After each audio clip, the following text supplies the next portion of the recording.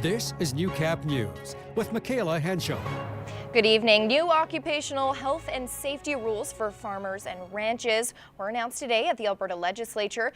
The new rules will only apply to farms and ranches employing non-family workers. These standards include seat belts are to be worn when possible, fall protection set up if working on a roof or long periods of time, and workers should be provided hearing protection in loud environments. Family members, volunteers, and neighbors will remain exempt from the new rules. There will always be some farmers who will find some sticking points. I think we've come to a lot of compromise, converted very complex regulations into, again, common sense rules. And in most cases, farmers are already far exceeding these recommendations. And beginning this fall, farmers and ranchers with non-family workers will be able to access up to $10,000 worth of grants from the Alberta government to help create safer work sites. Well, we're in the middle of Pride Week here in Lloydminster, and the LGBTQ+ Society have their two biggest events ahead. Pride Party begins tomorrow evening at 8 p.m. at the Root, while the Pride in the Park takes place Saturday afternoon at Weaver Park. The festivities will include a variety of fun family activities, including face painting and a barbecue. Just kind of to raise awareness that our group is here and present in Lloydminster, and just to invite everybody out to have a good time. We're a sports system, we're friendly, we're not here to do a bad thing, we just want to belong to part of the community like anybody else. Wiesner says the support from businesses and groups throughout the city has been wonderful. We haven't really faced any negativity, it's all been pretty positive. A lot of people tagging other people and saying, hey look, Lloyd's making history, and it's great, that's what we're here for. The LGBTQ+ Society will also take part in the Colonial Days Parade next month. The City of Lloydminster and the Community Youth Centre are partnering for their annual graffiti cleanup. This year, they'll be focusing on a new section of residential walking trail near Anniversary Park, a problem area for tagging. The project has generated positive reviews from volunteers and residents alike. I definitely think that the kids get a lot of positive feedback from the community. People tell them what a great job they're doing. It really gets them more interested in volunteering. As well as part of the program, they do get some good practical skills. The Youth Centre volunteers range from 12 to 17 years old and will begin their cleanup on July 5th. 3 more dates are scheduled throughout the summer. Well, a local group of 56 young people from the Church of Jesus Christ and Latter-day Saints will be going on a pioneer trek on July 17th to help teach them about the past.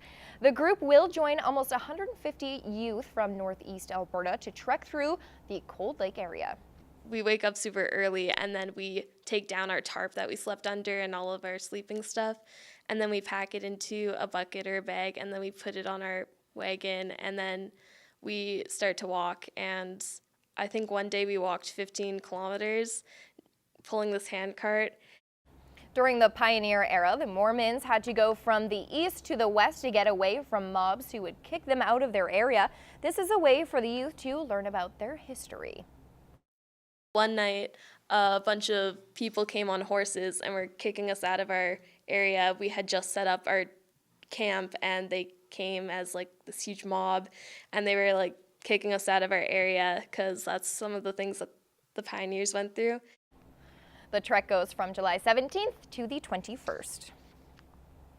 Well, for the last Beyond the Classroom of this school year, I tagged along on a field trip to the Border City Petting Zoo where the kindergarten students did the teaching.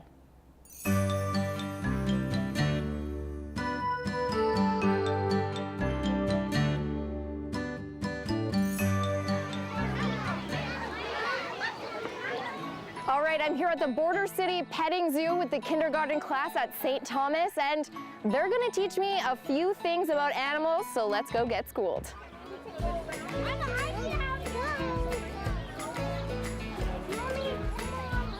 That they only go to the washroom once a day.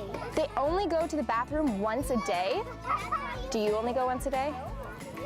No. No, that's crazy, hey? I wonder how they hold it.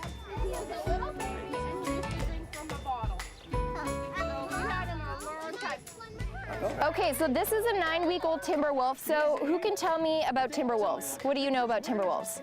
The adult ones like to eat meat like us, So they'll probably hunt for their own food. That's meat. They hunt for their own food? Do you hunt for your own food? No. No. Where do you get your food? At the grocery store? Yeah. Yeah. What did you learn about Timberwolves today? When we pet the little ones, they move their stomach. Their stomach moves. Yeah. I'm learning all kinds of crazy facts today. Okay, so now we're in the pig pen with my new friend. So what do you know about pigs? I know that pigs don't sweat. They don't sweat? So what do they do? Oh no, I think the pig is eating my shoe. Do they eat shoes? No. Right, so what's your favorite animal here at the Border City Petting Zoo? The goats. The goats, and why? Because they're babies. They're babies. And what about pigs? Do you like the pigs? Are they kind of smelly? Yeah. No. Are they messy animals? I think this one is trying to eat my ankle.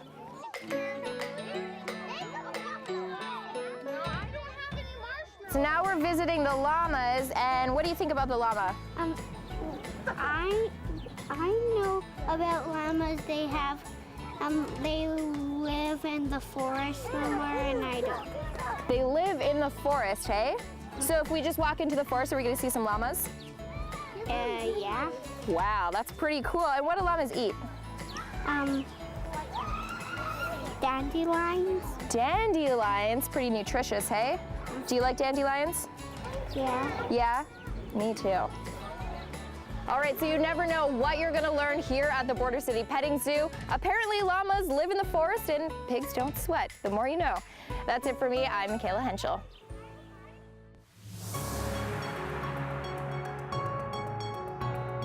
This is New Cap Sports. Well, if you've been watching the 2018 FIFA World Cup, you know it's anyone's tournament at this point, especially with the Germans eliminated earlier today. One of the biggest surprises comes from Argentina, where Messi and company have struggled to get into the round of 16. Lance Phillips and the Gloves Are Off panel discuss a troublesome tournament thus far for the Argentinians. All right, thank you very much. We're here with resident soccer expert Chris King to talk about the 2018 FIFA World Cup. Now listen, Kinger, Tuesday was a pretty exciting day. Yep. Iceland had a chance to get in from the group phase into the round of 16, and Argentina could have been out. But it didn't happen. Argentina's in, and Iceland is out, unfortunately. I would have liked to have seen Iceland. Iceland loses 2-1 to Croatia. Argentina beats Nigeria 2-1. Are you surprised it took this long for Argentina to get to this point?